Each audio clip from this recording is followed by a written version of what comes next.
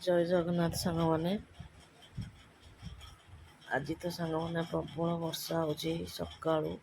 ଆଜି ହେଉଛି ସଣ୍ଡେ ଥିଲା। ସକାଳୁ ମାନେ ମୁଁ ଉଠିଲି ତ ଟିକେ ଲେଟ୍ ହେଇଗଲା ସାଙ୍ଗମାନେ, ଉଠୁ ଉଠୁ 6:30 ହେଇଗଲା।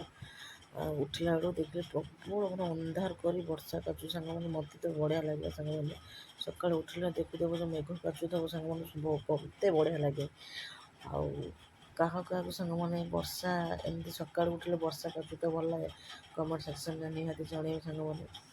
ଆଉ ଏଇଠି ଟିକେ ସାଙ୍ଗମାନେ ମୁଁ ଯେତେକ ସକାଳୁ ଉଠି ଯେତେକ କାମ ଥିଲା ବାସି କାମ ଘର ପ୍ରବଳ, ଆଉ କାଲି ରାତିରେ ଅଳ୍ପ କିଛି ବାସନ ବି ପଡ଼ିଥିଲା, ତାକୁ ଟିକେ ମଜାମଜି କରିଦିଏ ସାଙ୍ଗମାନେ। ଆଉ ପଳେଇ ଆସିଲେ ଟିକେ ଗାଧେଇ ଯିବା ବାହାରିଥିଲି। ମୋ ପୁଅ କହିଲା ମମି ଟିକେ ମୋ ଭିତରେ ବସ। ଆଜି ବି ଟିକେ ଅଳସୁଆ ଲାଗୁଛି କାରଣ ବାହାର ପ୍ରବଳ ବର୍ଷା ହେଉଛି। ଘର ଭିତରେ ଟିକେ ଶୀତ ବି କରୁଛି ସାଙ୍ଗମାନେ। ମୁଁ ଟିକେ ଗାଧେଇ ଯାଇଥାନ୍ତି, ଏଠି ବସିଗଲି। ଆଉ ମୋ ପୁଅ କତିରେ ଟିକେ ତାର ମୋର ଟିକେ ଗପସପ ହେଇଗଲୁ। ମୋ ପୁଅ ମାନେ ସେ ସଣ୍ଡେ ହେଲେ ମାନେ ସେ ସକାଳୁ ସେ ତାର ସବୁବେଳେ ସ୍କୁଲ ପଳାଏ। ତାର ସଣ୍ଡେ ଦିନ ଘର ମାନେ ତାର ଖାଇବା ମାନେ କ'ଣ ମମି ସବୁବେଳେ ଭଲ ଜିନିଷ ଖାଇବ, ତୁ କିଛି ବନେଇକି ଦେ, ମାନେ ଭଲ ଜିନିଷ ଖାଇବ। ଆଡ଼ୁ ସାଡ଼ୁ ଛତୁଆ ଖାଇବନି, କି ଚୁଡ଼ାମୁଡ଼ି ଖାଇବନି, କି ବିସ୍କୁଟ୍ ଖାଇବନି, କିଛି ନାହିଁ। ତାର ସବୁବେଳେ ଭଲ ଜିନିଷ ସେ ଖାଇବ ହେଲା। ମୁଁ କହିଲି ଆଜି କିଛି କରିପାରିବିନି, ଆଜି ପୁରା ଲେଟ୍ ହେଲାଣି। ଯଦି କହିଲେ ଆଜି ପରଟା ଆଉ ଚାହା କରିଦିଏ, ପରଟା ଚାହା ଖାଇବ। ସେ ଯାହା ହେଉଛି ମାନିଗଲା। ତା ପାଇଁ ଟିକେ ମୁଁ ପରଟା ଚାହା ବି ମୁଁ ବନେଇଲି। ଆଉ ଛୋଟ ଛୁଆ କଥା ସିଏ ତା ଟିକେ ମାନେ ଚଟପଟା ଖାଦ୍ୟ, ଆଉ ମୁଁ ଯାହା ସାଙ୍ଗମାନେ ସେ ସେଇଆ ହେଲା। ମୁଁ ଯାହା ପସନ୍ଦ ମୋ ବୋଉର ବି ସେଇଆ ପସନ୍ଦ ସାଙ୍ଗମାନେ।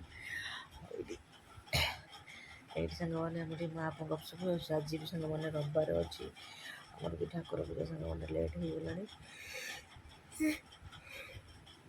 ନିଦ ବି ଛାଡ଼ିନି।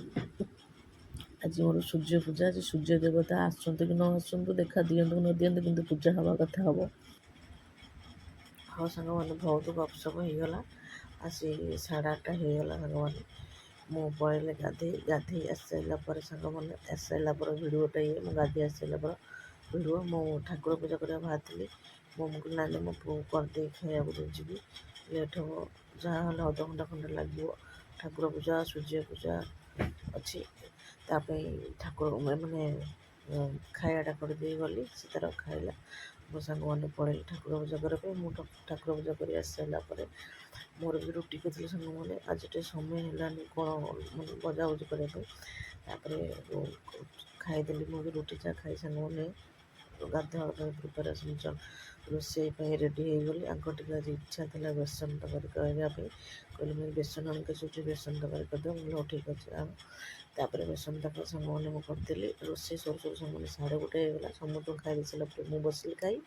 ଆଉ ଖାଇବାଟା ସାଙ୍ଗମାନେ ବହୁତ ଟେଷ୍ଟ ହେଇଥିଲା। ଆମ୍ବୁଲ ଚକଟା ବହୁତ ଟେଷ୍ଟ ହେଇଥିଲା ସାଙ୍ଗମାନେ। ଆଉ କାହାକୁ ବେସନ ତରକାରୀ ପସନ୍ଦ ସାଙ୍ଗମାନେ କମେଣ୍ଟ ସେକ୍ସନରେ ନିହାତି ଜଣେଇବେ। ରହିଲି।